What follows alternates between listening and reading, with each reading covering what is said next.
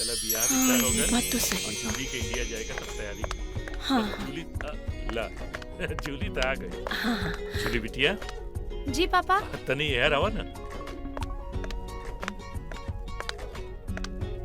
बिटिया, तू इंडिया जाए का तैयारी करा। इंडिया काहे? सवाल नहीं। देखा कहो कि अगर भैरव और प्रभात से पीछा छुड़ावे के हो तब बिशंभर सिंह के परिवार से बढ़िया परिवार हमनी के लंदन में ना मिली। लेकिन पापा वो प्रभात से डरे के का जरूरत बा? डर ना बेटी, डर ना, हमनी की इज्जत का सवाल बा।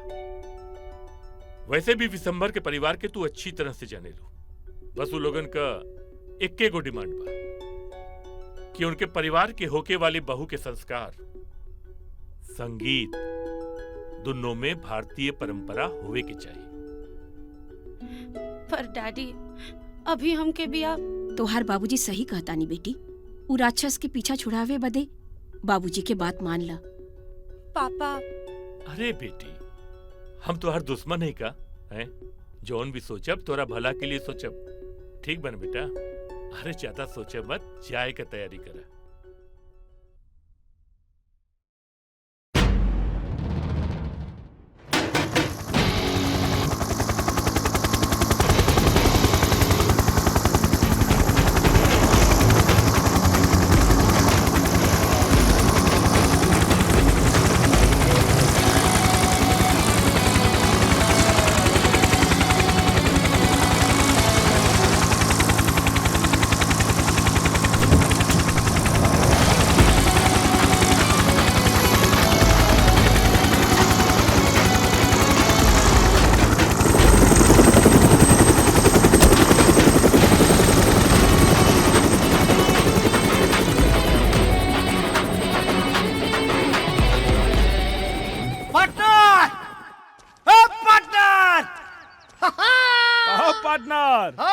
कैसन चिल्लाता रहा? खेत में भैंसा घुसल बा का?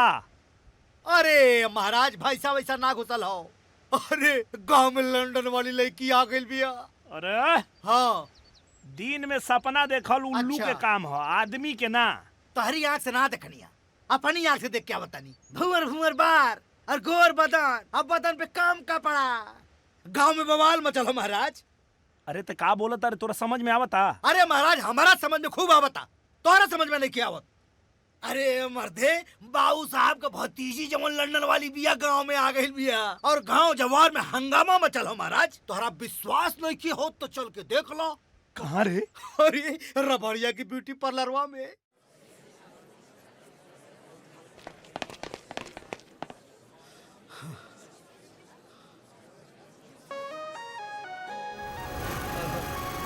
यहाँ तो बहुत लंबा लाइन लगल बारे। तनी धीरज रखा, निम्मन चीज पावेला तनी धीरज रखे के पड़े।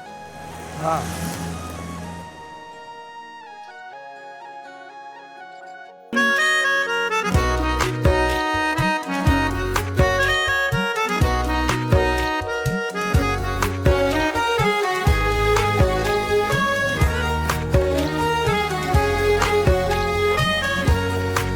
क्या है, तुम लोग लड़की नहीं देखा है का? अरे देसी के विदेशी कहता रे।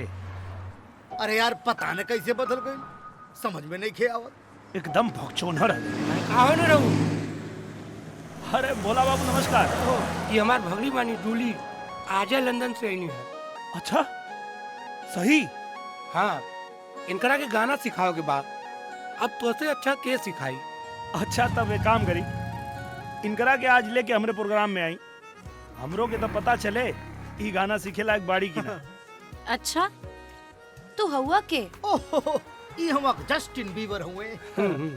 उ चड्डी दिखा के पैसा कमाला और हमनी के प्रोग्राम दिखा के। फिर तो देखे के पड़ी कितना दम बाई जस्टिन बीबर में। हाँ? बोला बाबू, आज इनकरा के प्रोग्राम में लेके आई, आखिर इनकरो पता चले कि चाहिए ना देसी विदेशी में का अंतर होला। हाँ सही बात है। ठीक बा। ओके पार्टनर, हाँ पंडित जी की बात सही हुई का रे? तुमने हम दोस्ती हैं, पंडित जी बताओ हमें, पंडित जी से जाकर पूछा। बकचोन हरे हवे तू। अरे का ओहो,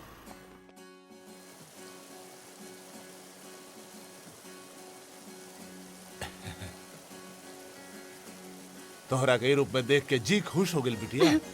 और टीचर भी मिल गया। और का साथे साथे संगीत के पढ़ाई भी शुरू। जूली बिटिया एकदम बदल गई बिया। और ना तक का। ए भोला, एगो फोटो खींच के चंद्रशेखर के भेज दा, उहो देखते रह जाई। एमे तो हमारा चेहरा आवत हो। अरे मामा, ऊपर एगो बटन हुई, दबाई ना। ई दबावा, हाँ मुस्कुरावा।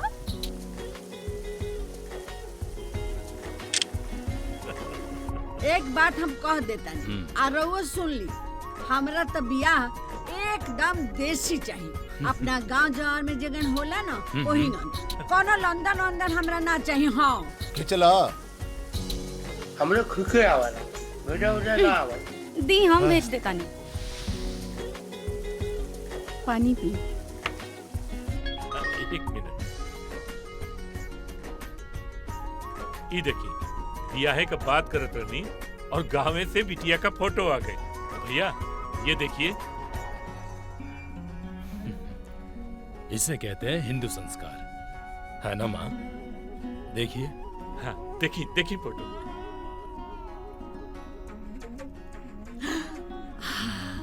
अरे ई तो बड़ा नु निमन लड़की बिया। ए बबुआ, हमरा तो ये पतो चाहिए, ई लड़की जेकरा घर में जाई वहाँ तो दिन दुगुना रात चौगुना उन्नति हुई। और बउआ के जल्दी बियाह करो। चंद्रशेखर जी, जल्दी से हमारी बहू को बुला लीजिएगा। जी जरूर। ठीक बा। हम जाके अब सब हाँ तैयारी हाँ, में लग एकदम जाते। एकदम तैयारी करिए। प्रणाम भैया जी, प्रणाम। प्रणाम प्रणाम। अरे अब तो खुश हो ना माँ? हाँ बाबू, हम तो बड़ी खुश बानी। एकदम बुझाता जैसे हमरा भारत देश में हम चल गए।